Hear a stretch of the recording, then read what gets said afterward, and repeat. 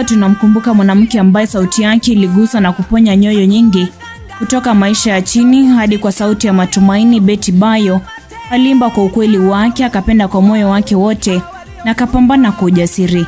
Hiki ni kipindi kinachoangazia safari yake ya imani, muziki, ujana na udhabiti. Safari ambayo ilikatizwa mapema lakini tabaki kuishi mioyoni mwetu.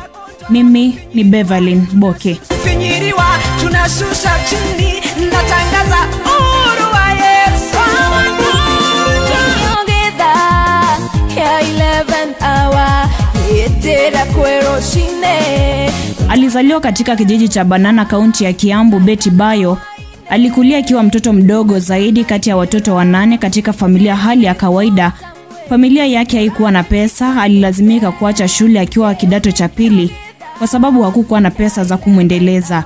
Betty akiwa mdogo alifanya kazi ya kuhudumu kwa nyumba za watu kwa takriban miaka 2 ili kuweza kusaidia familia yake. Hata katika miaka hiyo ya changamoto, imani yake na upendo wake kwa muziki vilionekana. Sauti yake ilitolewa katika kwaya ya kanisa ambako ibada ya jamii vilizuka tabia yake na kipaji chake.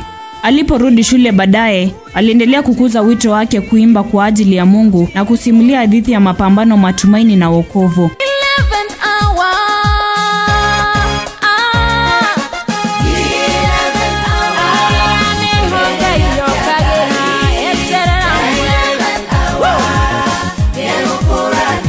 Mwanzo wa miaka 2010 alipata umaarufu katika tasnia ya muziki wa injili hapa Kenya. Wimbo wake uliovuma 11 Hour uligusa mioyo ya wengi, si tu kwa sauti bali kwa ujumbe wake. Wimbo ambao uliimbwa Mungu ingilia hata dakika ya mwisho.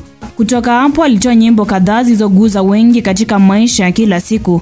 Gadho, Udai, Maneno, Dhihiri na Ndikeriria. Mtindo wake kuimba kwa Kikuyu na kueleza mahusiano ya maumivu ya maisha ulimfanya afikie watu wengi wanaopambana na imani katika kipindi cha changamoto. Wakati huduma yake ya muziki ilipokuwa, maisha yake binafsi yalikuwa na furaha na dhoruba.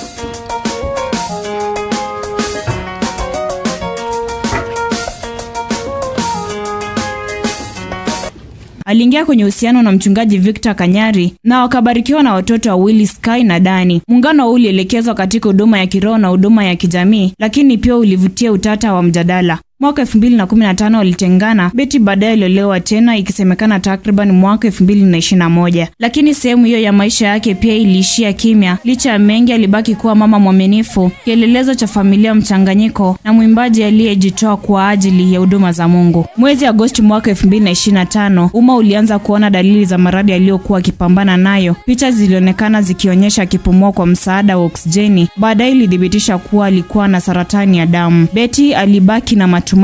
Alipanga safari ndogo na mwanawe kusherehekea siku yake ya kuzaliwa, safari ambayo haingefanikiwa. Alilazimika kulazwa katika hospitali ya Kenyatta baada ya kupata damu nyingi na matatizo mengi yanayohusiana na ugonjwa huo. Mapambano yake yalikuwa ya ujasiri lakini yaliishia haraka. Jumatatu tarehe 10 Novemba mwaka 2025, Betty Bayo alifariki dunia akiwa kwenye hospitali ya Kenyatta. Another sad story. Kenya's gospel artist Betty Bayo is dead. Bayo, well known for her hit song 11th Hour, died at Kenyatta National Hospital at midday while battling leukemia. Her demise was confirmed by her family and her ex-partner, Pastor Victor Kanyari. The gospel music fraternity in Kenya is mourning the death of renowned gospel artist Betty Bayo. Betty, who rose through the fame and ranks with her hit song 11th Hour, passed away earlier today at the Kenyatta National Hospital. Hey, wewe ni Mungu mwaminifu. I thank you, Lord. Have your way, Jesus. I pray for peace. Habari za kifo chake zilisambaa haraka na kuwagusa watu wengi katika tasnia ya muziki wa injili na nchi nzima. Salamu za rambirambi zilimiminika. Mchungaji wa zamani Pastor Kanyari aliandika kuwa kuondoka kwake kulitokea kwa njia ambayo siwezi kueleza na akaahidi kumkumbuka milele. Mashabiki na wasanii wenzake walimfafanua kama sauti halisi aliyeimba kupitia magumu yake, sio pamoja naye.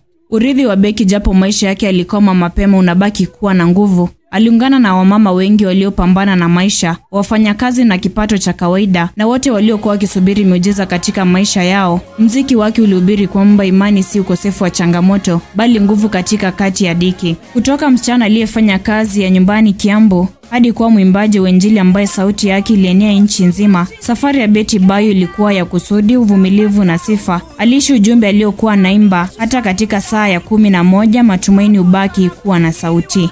Safari ya Betty Bayo imetuachia kioo cha imani, nguvu na uvumilivu. Kupitia nyimbo zake alihubiri ujumbe na matumaini ya kubeba imani kwamba Mungu wasili hata dakika ya mwisho. Ingawa safari yake ya dunia imeisha, sauti yake itaendelea kusikika mioyoni mwetu milele. Makala haya yameletwa na Boke Beverly.